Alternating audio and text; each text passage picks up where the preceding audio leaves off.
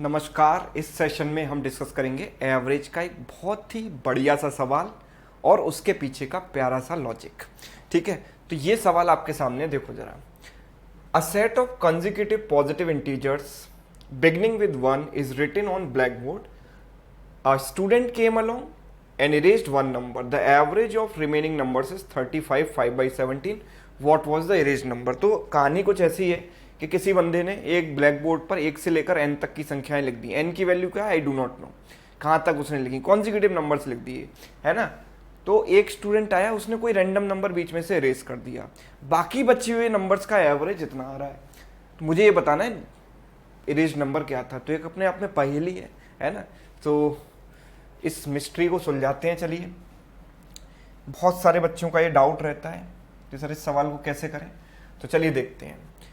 मैं ये कह रहा हूँ कि अगर नंबर उसने लिखे 1 से लेकर n तक, तो 1 + 2 + 3 + 4 and so on up to n, है ना। इन सारे नंबर्स को अगर आप जोड़ोगे तो 1 से लेकर n तक के नंबर्स का जो सम होता है दैट इज n × n + 1/2, यही होता है, राइट। अब अगर आपने कोई भी एक रैंडम नंबर यहाँ से इरेज किया है ना, कोई भी एक रैंडम नंबर यहाँ से अगर आपने इरेज किया, सो आई कैन से कि वो नंबर यहाँ से माइनस हो जाएगा। आई डू नॉट नो कौन सा नंबर आपने इरेज किया है, तो जो चीज़ अननोन है उसको x मान लो। So let suppose erased number is x, ठीक है। Let erased number be x। So वो x यहाँ से कम हो गया, यस और नो, राइट। x यहाँ से कम हो गया, सम में से x चला गया। अब रिमेनिंग नंबर्स का जब वो एवरेज फाइंड आउट कर रहा है, तो रिमेनिंग नंबर्स कितने हैं मेरे पास, बिकॉज एक नंबर इरेज हो चुका है। तो अब नंबर्स कितने बचे हैं, n-1।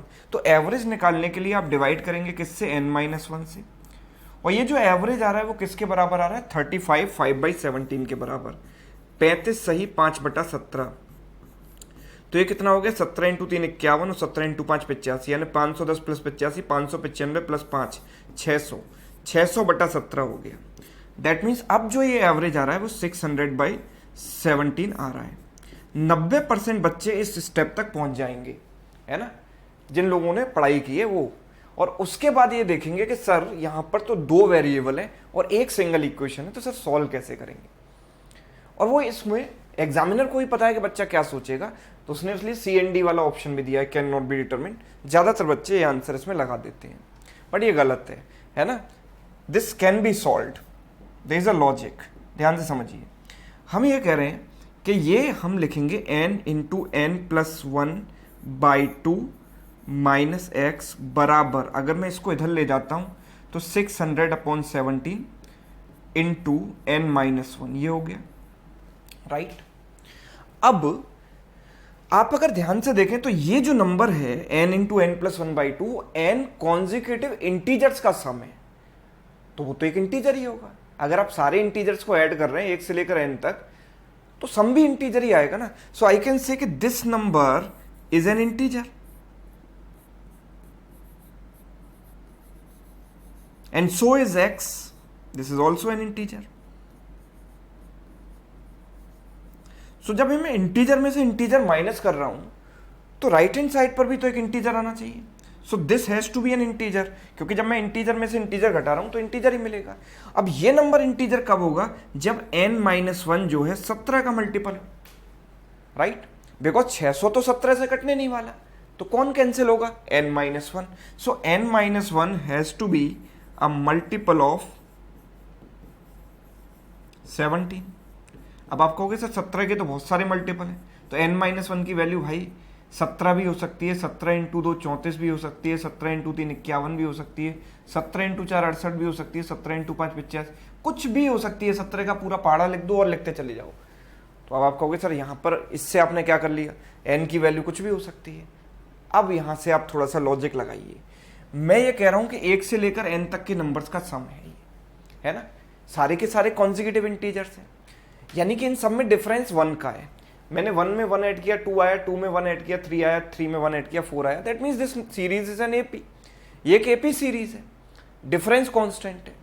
और जब AP सीरीज होती है तो उसका जो एवरेज होता है ना, वो मिडिल में लाई करता है ना। AP सीरीज का एवरेज कहीं ना कहीं बीच में लाई करता है। तो अगर सपोज यहां पर 20 टर्म है, अगर 20 टर्म है 1 से लेकर 20 तक, तो एवरेज मिडिल में होगा, है ना, एवरेज एकदम मिडिल में होगा 1 + 20/2 यानी कि 10.5, राइट। तो हम ये कह रहे हैं कि भाई हमने अगर यहां से एक नंबर इरेज भी कर दिया तो एवरेज पर कोई बहुत बड़ा अंतर नहीं आने वाला, बहुत ज्यादा फर्क नहीं पड़ने वाला। तो जो एवरेज है वो आ रहा है 35 पॉइंट समथिंग, है ना, एक नंबर इरेज करने के बाद एवरेज आ रहा है 35 पॉइंट समथिंग, मतलब 35 के आसपास कोई मिडिल नंबर होना चाहिए। मिडिल नंबर 35 के आसपास है, दैट मीन सीरीज कहां तक जाएगी, 70 तक जाएगी। यस भाई, अगर मिडिल नंबर 35 के आसपास है तो दैट मीन सीरीज कहां तक जाएगी, 70 तक जाएगी ना, बिकॉज 70 का आधा होता है 35, मिडिल टर्म तो बीच में लाई करता है। तो अब हम ये कह रहे हैं कि एन की जो वैल्यू है वो कहीं ना कहीं 70 के आसपास होनी चाहिए। और 70 के आसपास n-1 की अगर मैं बात करूं तो 70 के आसपास इनमें से कौन सा नंबर दिख रहा है, यही नंबर दिख रहा है, बाकी तो कोई 70 के आसपास है नहीं। That means n-1 must be 68, so n must be 69। Yes, तो n की वैल्यू मैंने आइडेंटिफाई कर ली। मैं ये बात फिर से रिपीट कर रहा हूं कि एक नंबर रिमूव करने पर एवरेज में कोई बहुत ज्यादा फर्क नहीं पड़ेगा, ऑल्दो फर्क पड़ेगा पर ऐसा नहीं कि बहुत ड्रास्टिक चेंज आ जाएगा, है ना। तो एवरेज अगर एक नंबर रिमूव करने पर 35 पॉइंट समथिंग आ रहा है तो रिमूव करने से पहले भी इसी के आसपास रहा होगा, यानी कि मिडिल नंबर अगर 35 के आसपास है तो सीरीज 70 तक जाएगी, और सीरीज 70 तक जा रही है मतलब n की वैल्यू 70 के आसपास होनी चाहिए। सो n-1 की वैल्यू भी 70 के पास होनी चाहिए, which is what 68। So n-1 मैंने ले लिया 68, तो n की वैल्यू आ गई 69, वो हम यहां रख देंगे। So it is 69 into n+1 is 70 divided by 2 minus x equals to 600/17 into n-1 क्या रखा हमने 68, इससे गया ये 4 बार।